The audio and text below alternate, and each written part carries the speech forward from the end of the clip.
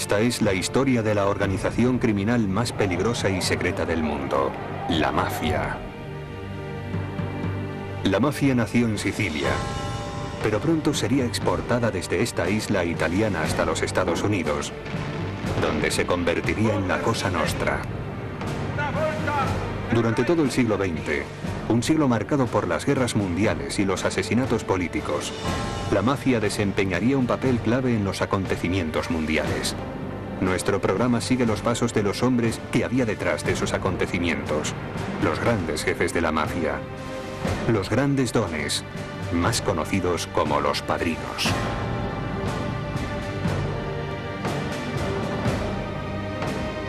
Los padrinos.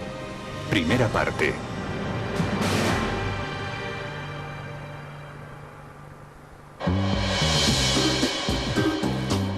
Nuestro viaje empieza en Sicilia. Vito Cascioferro tiene 31 años. Se afilió a la mafia desde poco después de cumplir los 20. Ahora es lo que llaman un hombre de honor. A finales del siglo XIX la mafia era una sociedad secreta y misteriosa, temida por los campesinos locales. Nadie se atrevía a llamarla mafia. Pero en el campo se habían sembrado nuevas ideas. Había nacido un nuevo movimiento llamado el Fascio Siciliano, que hablaba de justicia, progreso y democracia para el pueblo. Debido a su éxito entre la población rural, Cascioferro comprende que este movimiento le puede hacer aún más poderoso. Se infiltra en el Fascio Siciliano haciéndose pasar por socialista y adopta la hoz y el martillo, así como una escopeta y unas imágenes de la Virgen. A él le importa muy poco que el Fascio Siciliano luche contra los terratenientes y los mafiosos. Más adelante el gobierno de Roma envía el ejército para acabar con el Fascio Siciliano. Como resultado de la represión militar mueren más de 100 personas. Cientos de personas resultan heridas y son arrestadas y se prohíbe el Fascio Siciliano. La derrota pone de rodillas a los vencidos. Mucha gente se marcha al Nuevo Mundo y los que se quedan vuelven a cultivar la tierra. Entonces Vito Cascioferro se quita su máscara socialista y decide utilizar todo su poder para convertirse en padrino. Don Vito.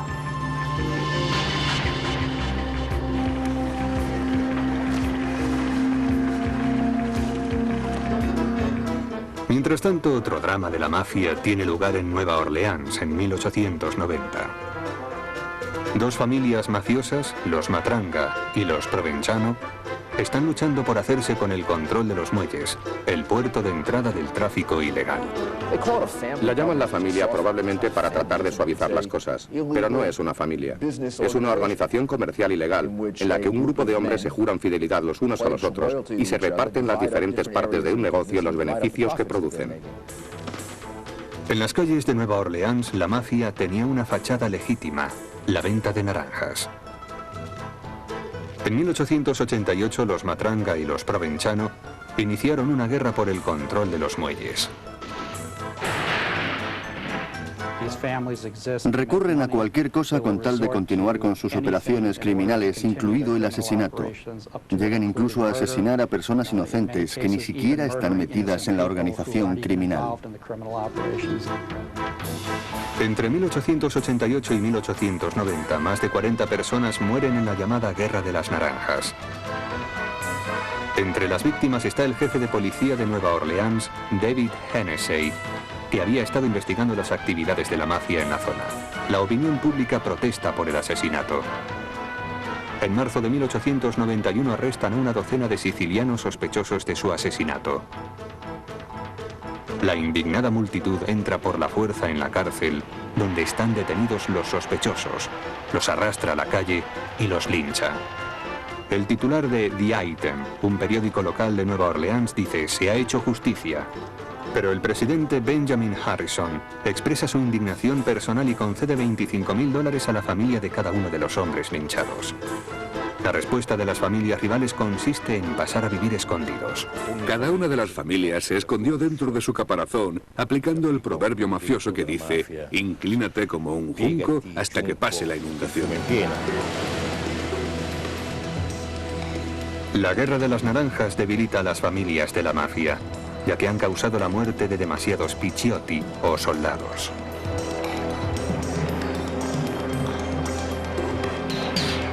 Han dedicado demasiadas energías a sus luchas, en lugar de dedicarlas a las actividades criminales, a la prostitución y al juego. Para la Cosa Nostra, una guerra no es en absoluto un juego. Es algo en lo que te metes solo cuando es inevitable.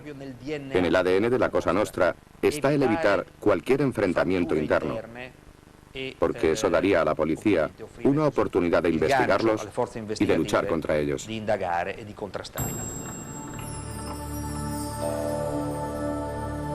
Durante siglos, Sicilia careció de un gobierno propio.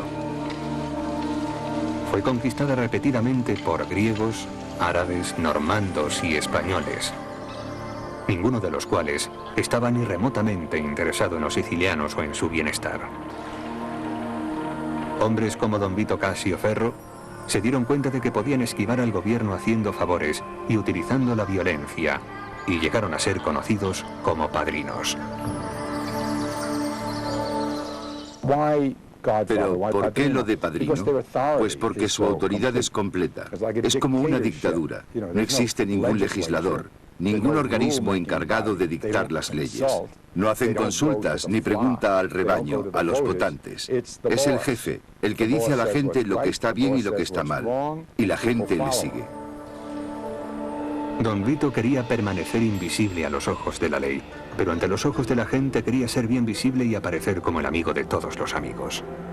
Un padrino de la mafia es como el padre de todos, y los que están en las posiciones más bajas lo ven como un hombre que administra la justicia y enmienda los daños, como un hombre al que se puede acudir para pedirle trabajo. Don Vito Cassio Ferro no lleva un arma. Sus armas son el cinismo y la inteligencia. Los que caen atrapados en la red del padrino saben que deben devolver todos sus favores. Pero tampoco podemos olvidar que si no obedecían las órdenes del padrino, este dictaba una sentencia de muerte. En 1902, don Vito Cassio Ferro entra en los Estados Unidos por la isla Ellis, mezclándose con los demás inmigrantes. Tiene 40 años. Quiere participar en los ilegales negocios americanos del juego, la prostitución y el tráfico de inmigrantes. Quiere controlar el crimen organizado en los Estados Unidos. Empieza su carrera criminal en el barrio neoyorquino de East Harlem. En los Estados Unidos, muchos de los gángsters italianos pertenecen a una organización llamada La Mano Negra. Pero eso no les impide pelear entre sí por el control de ciertas actividades criminales, como vimos que ocurría en Nueva Orleans. Don Vito pronto se da cuenta de que sus posibilidades de hacerse con el poder están en la coexistencia pacífica de todas estas facciones y empieza a establecer alianzas entre las bandas de La Mano Negra. Uno de los delitos típicos de La Mano Negra era la extorsión, a cuyas víctimas se les exigía que pagaran una cantidad para evitar que las secuestraran o incluso que las asesinaran. La Mano Negra tuvo la audacia de extorsionar al famoso tenor italiano Enrico Caruso. Tras su debut en noviembre de 1903 con Rigoletto de Verdi, Caruso empezó a trabajar de forma regular en el Metropolitan de la ciudad de Nueva York. En 1907 el tenor encontró una nota en su camerino escrita en italiano, en la que La Mano Negra le exigía $2.000 a cambio de su vida.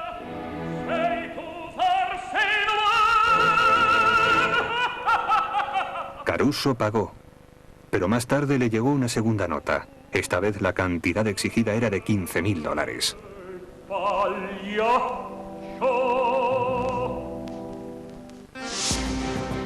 Debido al aumento de las actividades criminales de la Mano Negra, el Departamento de Policía de Nueva York había creado un cuerpo de élite formado por policías secretos de origen italoamericano, llamada la División Italiana. Su jefe era el teniente Joe Petrosino. Había llegado a Nueva York desde Italia con su familia a la edad de 13 años y 10 años después se alistó en la policía de Nueva York. En 1905 el jefe de la policía y futuro presidente Theodore Roosevelt le había nombrado sargento. Ahora, como teniente responsable de la división italiana, su gran sueño es derrotar a la mafia, que considera que es una vergüenza para Italia y para sus compatriotas. Joe Petrosino convence a Enrico Caruso de que le ayude a atrapar a los chantajistas. Pero no es la única derrota de la Mano Negra. A pesar de estos reveses, la organización sigue con sus actividades habituales.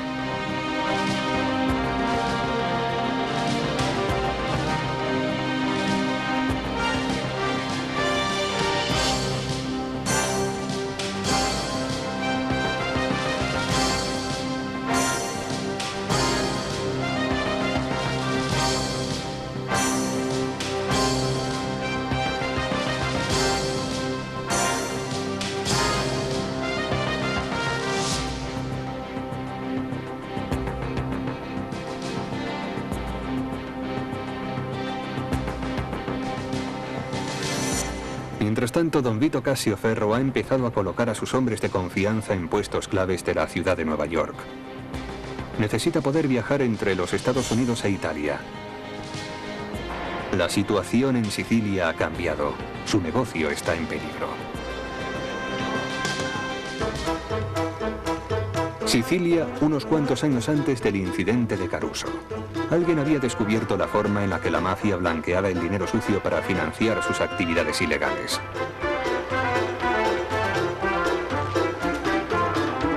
Se llamaba Emmanuel Notarbartolo y llegaría demasiado lejos.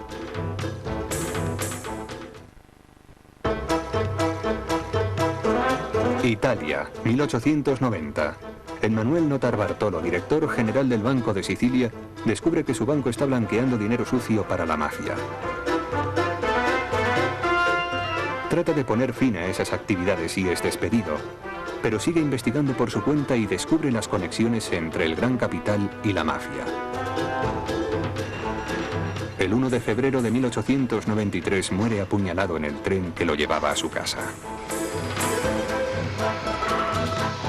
El hombre acusado de instigar el crimen es un miembro del Parlamento italiano, Rafael Palicciolo. Pero detrás de él estaba el gran padrino, don Vito Cassioferro, que había hecho que eligieran a Palicciolo para poderle controlar.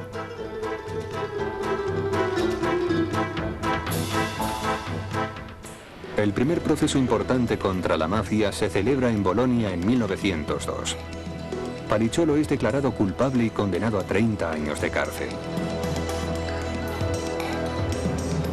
Pero entonces, don Vito Cassioferro pide algunos favores. Los miembros más influyentes de la sociedad siciliana se movilizan y acusan al gobierno italiano de discriminación contra Sicilia.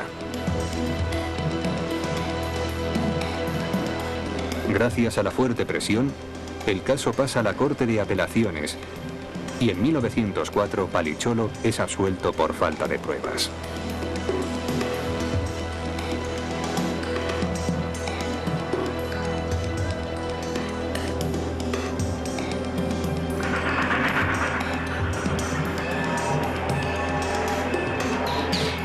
Don Vito Cassioferro organiza el regreso triunfal a Palermo de Palicciolo.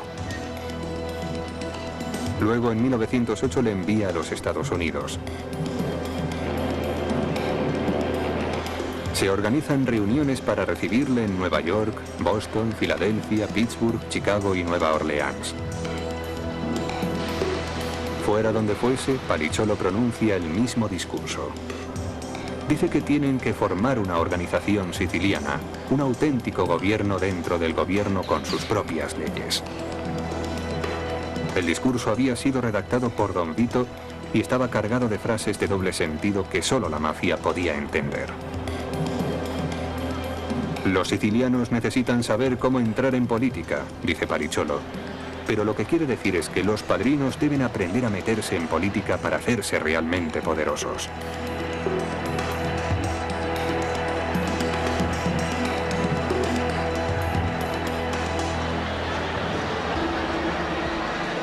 El policía secreto de la ciudad de Nueva York, Joe Petrosino, entiende el dialecto siciliano, así que comprende el mensaje codificado.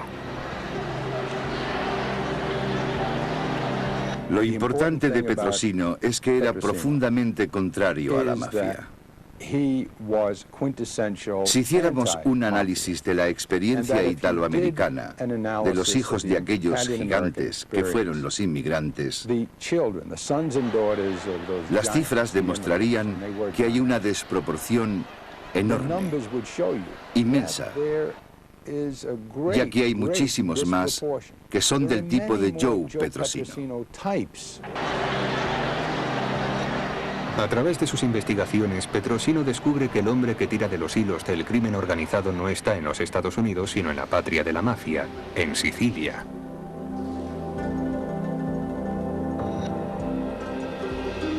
En 1909 viaja a Palermo en misión ultrasecreta.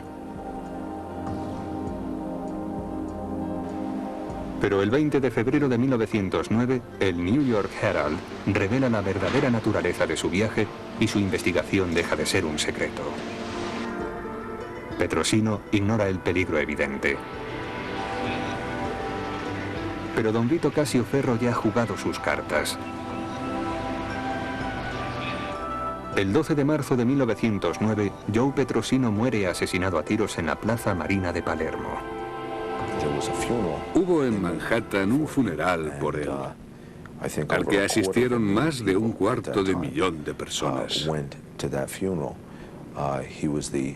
Fue el primer italoamericano asesinado en el cumplimiento de su deber.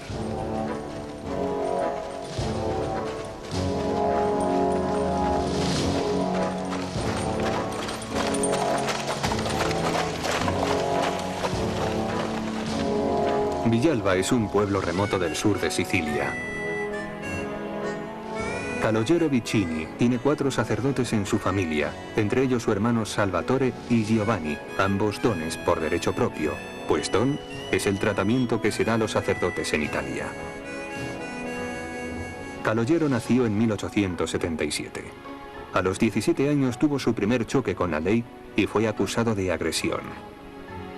Ahora, ya maduro, aspira también al título de don para sí mismo, aunque en su sentido criminal, como muestra del respeto debido a un auténtico padrino.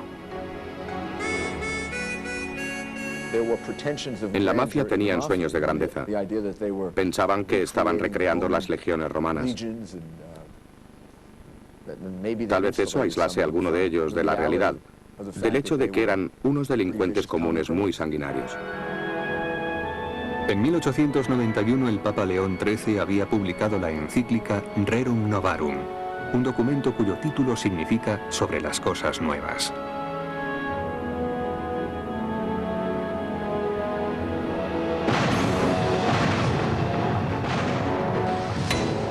Es realmente una época de nuevos inventos, no solo en Italia, sino en la mayor parte del mundo occidental. Grandes máquinas, potentes buques, presas impresionantes. En sus sermones, los 4 sacerdotes de la familia de Don Vicini protestan contra la explotación de las mujeres y los niños, que a menudo son los que pagan el mayor precio por el progreso de Italia.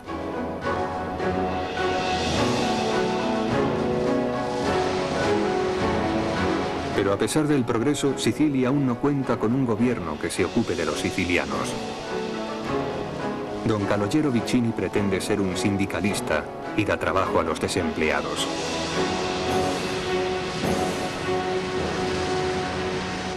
La vida de Vicini era muy peculiar. Nunca se casó y lo único que le interesaba era el poder. Esa es una de las características de un padrino. Un padrino se hace poderoso cuando es capaz de hacer que se cumplan sus órdenes.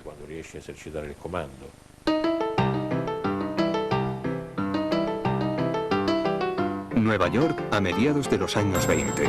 Joe Masseria es el padrino más poderoso de la ciudad. Prefiere que le llamen The Boss, el jefe, porque le suena más americano. A Masseria le rinden cuentas los soldados de la mafia como Salvatore Lucania, Carlo Gambino y Vito Genovese, conocidos como los jóvenes turcos.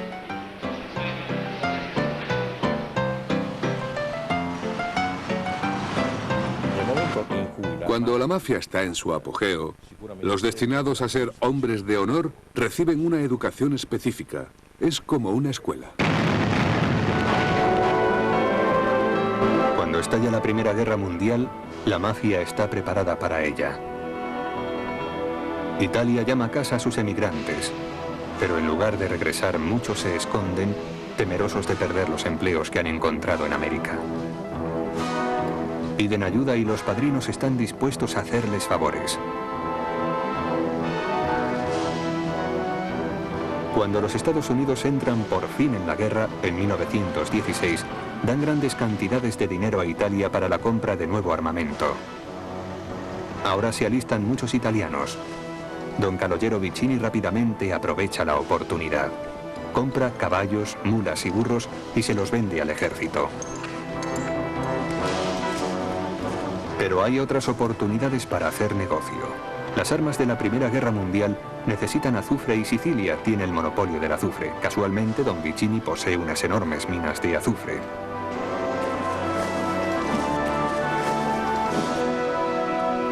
Sus hombres trabajan como esclavos, desnudos, para poder soportar el calor.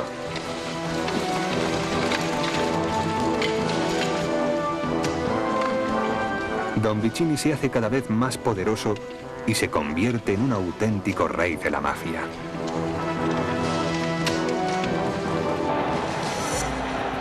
A finales de la Primera Guerra Mundial, las economías de Europa están en la ruina. Pero en los Estados Unidos la mafia sigue amasando dinero. El padrino de Chicago es Big Jim Colosimo. Para proteger su negocio criminal recluta a un mafioso inteligente y cínico, Johnny Torrio. La asociación con Torrio sería el mayor error cometido por Big Jim Colosimo. El 16 de enero de 1920 en Estados Unidos entra en vigor la 18ª enmienda, la prohibición. En Chicago, el don de la mafia, Johnny Torrio, ve inmediatamente la posibilidad de obtener beneficios de la ley seca. Pero su jefe, Big Jim Colosimo, no opina lo mismo. Johnny Torrio recluta para que le ayude a un joven violento, no muy brillante, pero bastante inteligente. Se llama Alfonso Capone, Al Capone. 5 meses después de comenzar la prohibición, muere Big Jim Colosimo. Ahora Torrio puede empezar, ayudado por Capone, el tráfico de alcohol. Capone está hambriento de poder y es un fanfarrón, pero Johnny Torrio es el cerebro de la operación que trabaja entre bastidores para impedir las luchas entre las bandas. Si se consigue un acuerdo adecuado, todo el mundo podrá obtener beneficios de la situación. Torrio no lo consigue. El 24 de enero de 1925, después de recibir varios disparos, entra en coma.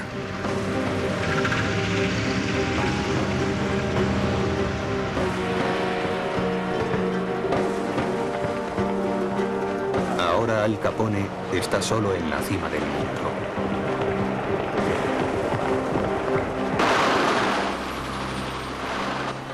Si Johnny Torrio hubiese estado en activo, la matanza de Chicago del día de San Valentín de 1929 no habría tenido lugar. El pistolero Frank Frigenti describe así la matanza de aquel día. Siamo andati in 4 il giorno di San Valentino, che è una festa americana. Siamo arrivati alle 1 e si trovavano nel garage. Siamo entrati con la mitra e l'abbiamo sterminato perché quella banda non voleva essere comandata da Al Capone.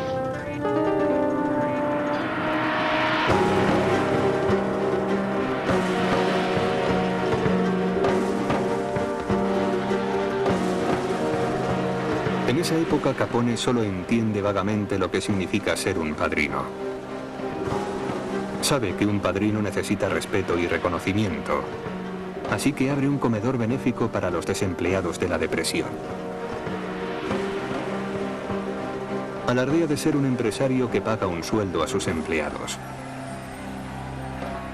Quiere pensar a lo grande, como un auténtico padrino, pero lo único que hace es alardear.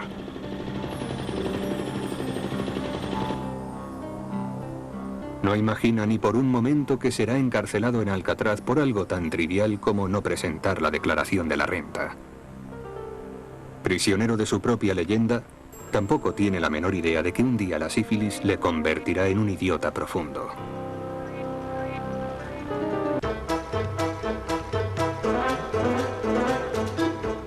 Nueva York a mediados de los años 20. Antes de viajar a Sicilia una vez más, don Vito Casio Ferro ordena a su lugarteniente, Salvatore Marangiano, que se quede en la ciudad y se ocupe de sus negocios.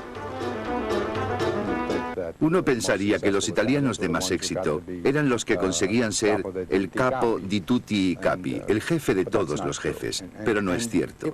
Eso es bastante improbable, porque hace una o dos generaciones la gente que venía aquí era muy humilde y con medios muy modestos. La elección de Marangiano por parte de don Vito no agrada a Joe, el jefe Masseria, el más poderoso padrino de la ciudad. Sabe que algún día Marangiano podría ser un auténtico rival para el control de las familias americanas. Tanto Marangiano como Masseria reforzaron sus bandas alistando a nuevos soldados de Castellammare del Golfo, la base siciliana del nuevo tráfico ilegal.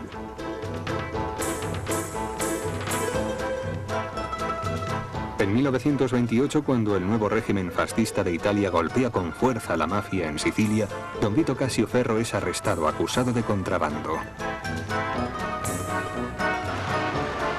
Con su jefe en una cárcel de ultramar, Marangiano decide que por fin ha llegado el momento de sustituirle. Pero no está preparado para ser un padrino y estalla la mayor guerra entre bandas de la historia, la Guerra de Castellammare. En uno de los enfrentamientos, el 16 de octubre de 1929, uno de los hombres de Masseria, Salvatore Lucania, resulta herido. Sus asesinos le dan por muerto, pero Lucania sobrevive y adopta un apodo muy adecuado, Lucky Luciano. Luciano el Afortunado.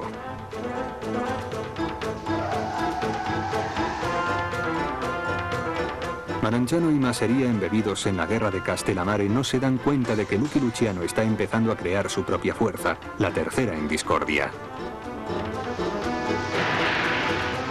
Tiene a su lado a Meyer Lansky, un amigo judío de la infancia. El primer paso de Luciano es eliminar a Joe, el jefe Masseria. 5 meses después mata también a Salvatore Marangiano. Pero no se para ahí. La noche del 10 de septiembre de 1931, Luciano elimina a los otros hombres que aún son fieles a los dos padrinos muertos. Esa noche se recuerda como las vísperas sicilianas y marca el fin de la guerra de Castellammare.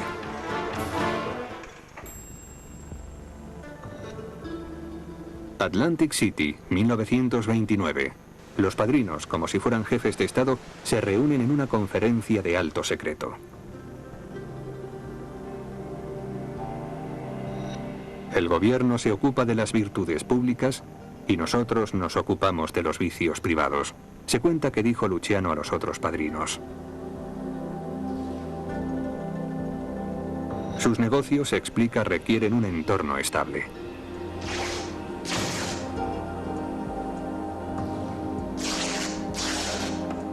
El mercado de la droga estaba creciendo, pero hacía falta un gran nivel de organización para burlar la inspección de la aduana de los Estados Unidos. Necesitaban confiar en la corrupción para detener a la policía y a los jueces.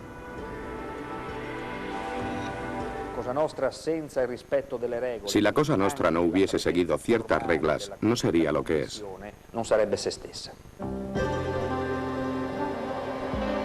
Luciano crea una tabla redonda conocida como la Comisión.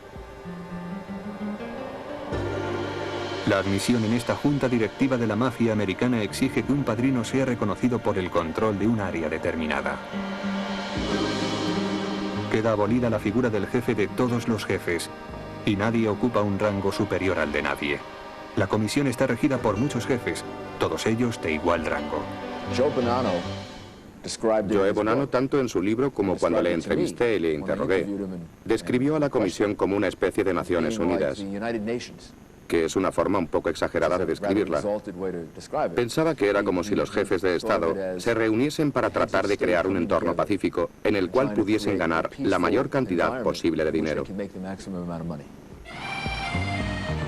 Los otros miembros de la comisión sugieren a Luciano que dé un nombre a esta sociedad financiera criminal. Pero él replica: nada de nombres. Nadie podrá hablar de esta cosa nuestra, porque seremos invisibles. También quiere acabar con los rituales, como pinchar los dedos para obtener sangre o quemar imágenes de santos. Meyer Lansky le convence de lo contrario, diciéndole que los jóvenes necesitan rituales para creer en algo y temer algo.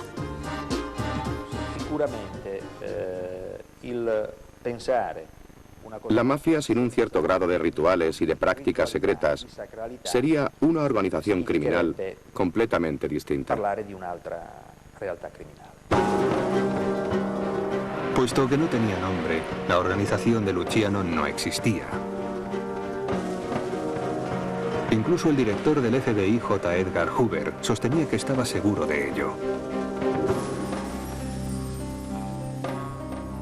En pocos años, la mafia descubriría nuevas oportunidades para los negocios.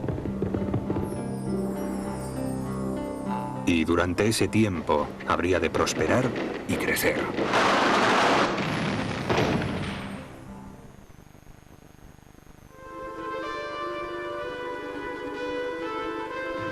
Nueva York, 1929.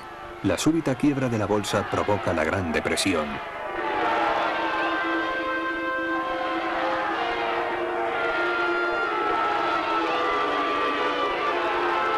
Millones de personas pierden su trabajo, lo que facilita a la mafia reclutar nuevos adeptos. La Cosa Nostra no es una banda de atracadores de bancos. No es una serie de gángsters repartidos por todo el territorio. Washington DC, 1933. El demócrata Francis D. Roosevelt es elegido presidente de los Estados Unidos y acaba la prohibición. Reparto para el país. Lucky Luciano sabe perfectamente bien cómo convertirlo en un nuevo reparto que le convenga a él.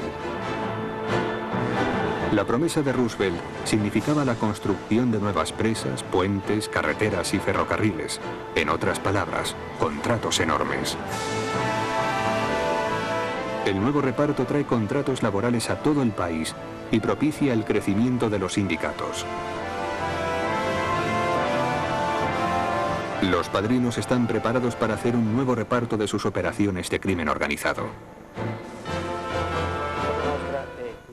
La Cosa Nostra es un fenómeno humano formado por hombres organizados que quieren dominar el lugar en el que viven y quieren ganar dinero. Así ha sido desde el inicio de la Cosa Nostra. Controlar a los trabajadores y dirigir las huelgas requiere saber la forma de encender las pasiones y al mismo tiempo controlarlas. Es una situación nueva para la mafia, a años luz de los comedores benéficos de Al Capone.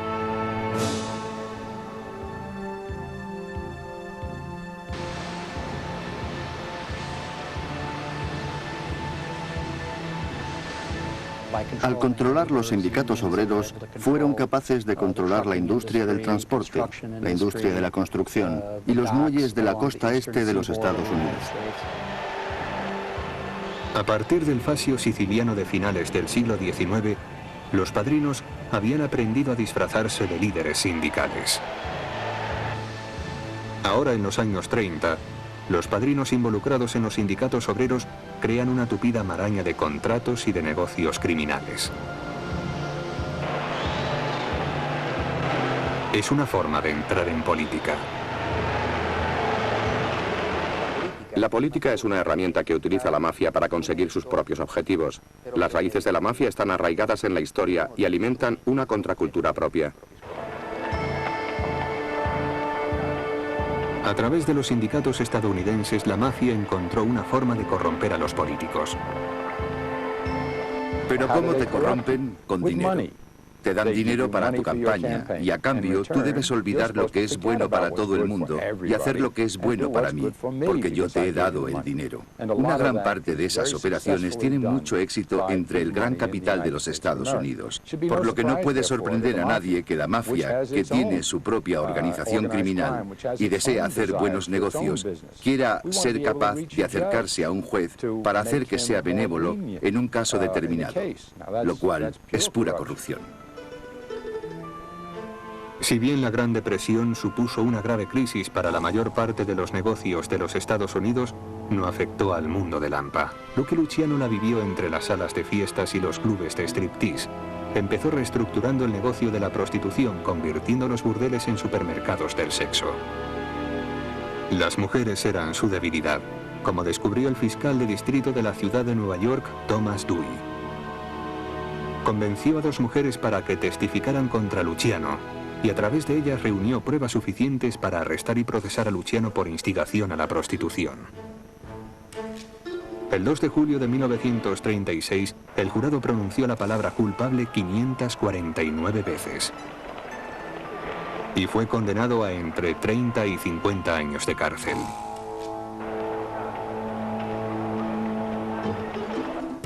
Su amigo Meyer Lansky le comunica mientras está en la cárcel que uno de sus soldados tiene pensado asesinar al fiscal de distrito Dewey. No hay que atacar a ningún cargo oficial del gobierno, ordena el padrino. Luciano salva la vida de su acusador y conserva su poder incluso desde la celda de la cárcel.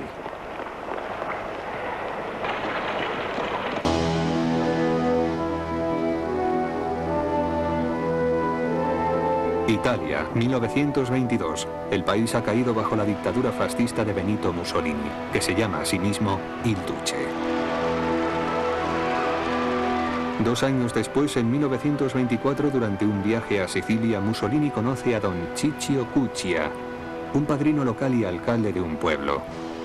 Don Ciccio le dice a Mussolini: Excelencia, no necesita usted a todos estos guardias.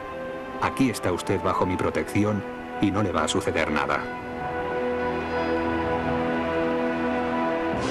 El hecho de que otro poder aparte del fascismo siga existiendo en Sicilia le parece intolerable a Mussolini, por lo que inmediatamente toma medidas.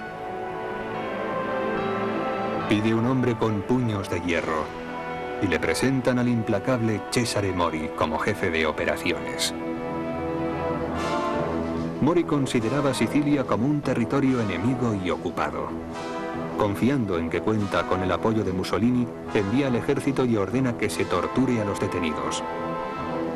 Los soldados de la mafia, obligados a tragar agua salada y a recibir descargas eléctricas en los testículos, empiezan a revelar los nombres de los padrinos.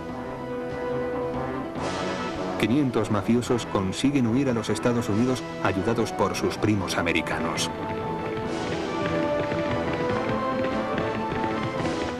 Los que se quedan en Italia se enfrentan a tiempos muy difíciles. Don Calogero Vicini, el padrino que había prosperado durante la Segunda Guerra Mundial gracias a las minas de azufre, es procesado y condenado a 5 años. Pero gracias a sus buenas relaciones con el régimen fascista puede recuperar la libertad después de unos pocos días en prisión y regresa a su pueblo natal de Villalba. La investigación del prefecto Mori revela nuevas informaciones, incluidos los contactos con bancos importantes y familias de la mafia en los Estados Unidos. Cesare Mori ha llegado lejos, demasiado lejos. Los antiguos romanos tenían un dicho: deja que ascienda y que le destituya. En junio de 1929, Il Duce está muy satisfecho con los resultados obtenidos por Mori y también la opinión pública. El prefecto de hierro es ascendido y abandona Sicilia.